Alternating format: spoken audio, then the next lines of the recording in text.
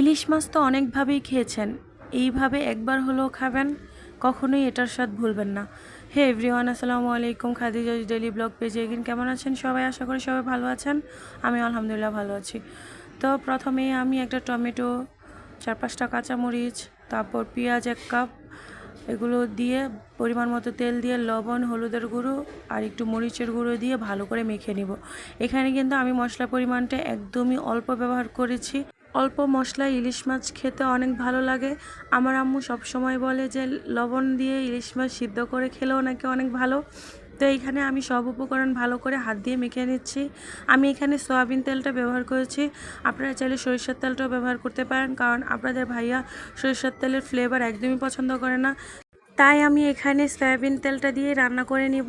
আর আমার মশলাটা মাখা কিন্তু হয়ে গিয়েছে। আমি যেভাবে মেখেছি মনে হচ্ছে যে একদমই কষানো মশলা। তো এইভাবে আমার মতো আপনারা আগে মেখে নেবেন ভালো করে। তারপর এখানে দিয়ে দিলাম একটু পানি। পানিটা দিয়ে আমি মশলাটাকে 2 থেকে 3 মিনিটের মতো কষিয়ে নিব। আর বলতেই তো ভুলে গিয়েছি যে আমি রান্নাটা কার থেকে শিখেছি। আমার এক বড় আপু ছিল হোস্টেলের, ওই আপুর থেকে আমার এই রান্নাটা শেখা। আপু প্রায় এই রান্নাটা এভাবে করতো আর আমাদেরকে খেতে দিত।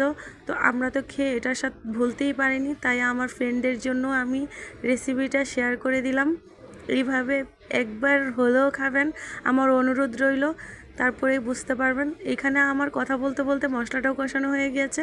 তেলটা ছেড়ে দিলে আমি এখানে দিয়ে দিব ঝোলের পানি।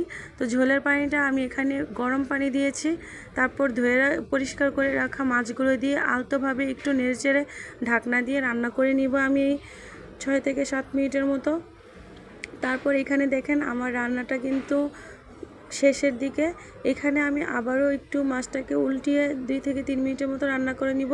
আর এখানে রান্নাটাতে কিন্তু ঝোলটা বেশি রাখা যাবে না, একদম মাখো মাখো রাখতে হবে, তাহলেই খেতে ভালো লাগবে। তো আমার রান্নাটা কমপ্লিট হয়ে গিয়েছে, দেখতেই পাচ্ছেন দেখতে কত লোভনীয় লাগছে। তো সবাই একবার হলো বাসায় খাবেন। Thanks for watching our video. আল্লাহ হাফেজ।